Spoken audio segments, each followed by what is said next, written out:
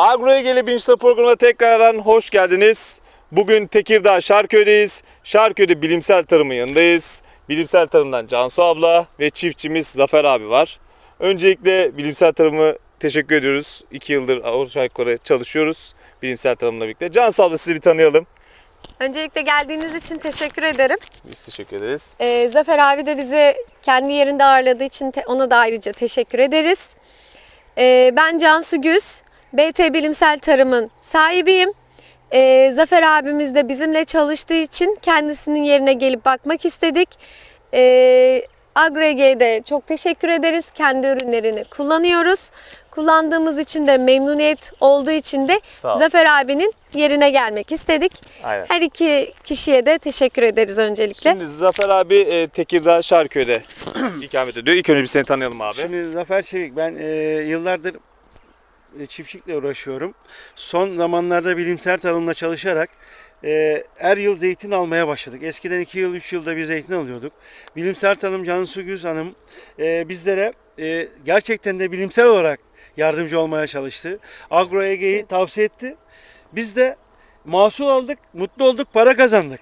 Huzurluyuz. Yani ben mutluyum. Herkese de tavsiye ediyorum Agroege ile çalışmayı. Teşekkür ederim. Şimdi gelelim bu tarlaya neler uyguladık. İlk önce Cansu abladan bir başlayalım. Tarlayı ele aldın abla. Tabii ki kıştan başladık.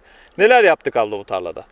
İlk önce kış uygulaması olarak bordo bulamacı Boster kullandık. Evet, Boster'ın bordo diye bir Blue, bakırı var. Boster Bordo Blue, aynen, diye bir bakırı aynen. var.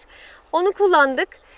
Daha sonra Boster Blue'yu kullandıktan sonraki uygulamada yine kalsiyum olarak kullandık. İlk önce 4-15 kullandık. Fosfor ağırlıklı, döllendirici. İçeriği de çok güçlü bir döllendirici bir ürün. Ondan sonra çiçekten önce bunu kullandık. Çiçekten sonra şimdi kalsiyum. Çiçeklerini döktükten sonra da kalsiyum uygulaması yaptık. Aynen. Ondan sonra da diğer ürünleri de yavaş yavaş zamanında uygulayarak devam edeceğiz. Şimdi bulunduğumuz tarla bakımlı bir tarla. Bunu neden söylüyorum? Gördüğünüz gibi gayet bakımlı. Sürgünler görüyorsunuz. Mahsuller yerinde aynı şekilde. Zafer abi elinden geldiği kadar, elinden geldiğinde fazla kadar tarlaya bakıyor. Evet Zafer abi biraz da senden dinleyelim. Nasıl, memnun musun abi? Neler uyguladık, neler yaptık? Valla Cansu Hanım'la bilimsel olarak çalışıyoruz. Sağ olsun o bize her konuda yardımcı olmaya çalışıyor. Biz de onunla fikir alışverişi yapıyoruz. Biz de uygulamaktan kaçmıyoruz.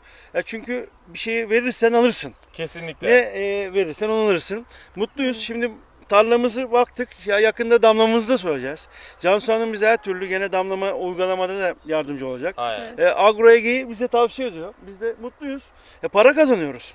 Zeytin biliyorsun son zamanlarla fiyatları da yükseliyor. Marmara Birliği'de veriyoruz. Şimdi buradaki sözünü kesiyorum. Buradaki çiftçilerimiz şanslı. Bazı zeytin aşağı tarafta, ben Manisa genelinde genellikle zeytin üreticimize baktığım için orada böyle bir kooperatifleşme yok. Burada Marmara Birlik adlı kooperatifleşme var, çiftçi kuruluşu. Bu yüzden fiyatları onlar belirliyor. Ve ondan da tabii ki çiftçi de mutlu oluyor, kuruluş da mutlu oluyor. Her türlü. Yani buradaki en önemli nokta ne kalıyor? Mahsul yapmak. Yani iyi bakım. Aynen. Tek seferde iyi bakım. Tabii burada çiftçimize de çok büyük iş düşüyor. Budamayı zamanında yapmazsan, aynı şekilde ağaçlara düzgün bakmazsan istediği kadar atsın, hiçbir işe yaramazdı ama ürünler. Abimiz uygulamaları çok iyi şekilde yapmış. Aynı şekilde. Burada sulamamız da var. Yakında damlamamız var burada. Damlamamızı da koyacağız. Yine Cansu Hanım bize damlamadan verilecek gübreleri de tavsiye edecek. Aynen. Biz şimdi bakın, zeytin eğer iyi mahsul alırsan iyi para kazanırsın. Kesinlikle. Çünkü ne? Marmara Birliği'nin fiyatları da çok güzel. Aynen. Artı desteklemesi de var. Aynen. Cansu Hanım bize organik gübre olayında da yardımcı oluyor.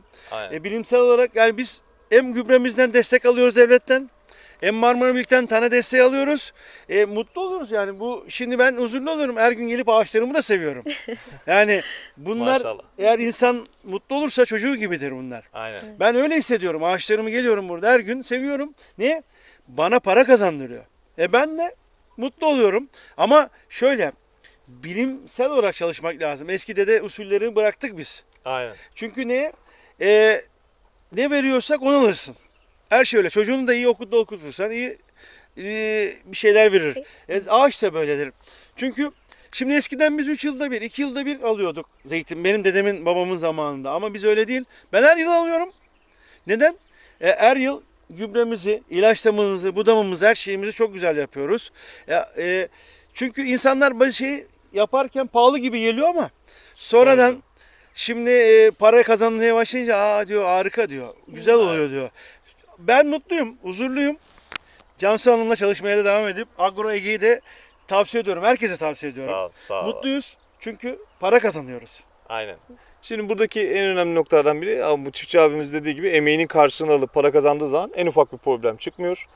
Cansu abla da bilgi birikimi verdiği zaman en ufak bir sıkıntı yaşamıyoruz. Tekirdağ Şarköy'deydik, bilimsel tarımdaydık. Cansu ablanın yanına. Onun için çok teşekkür ediyoruz.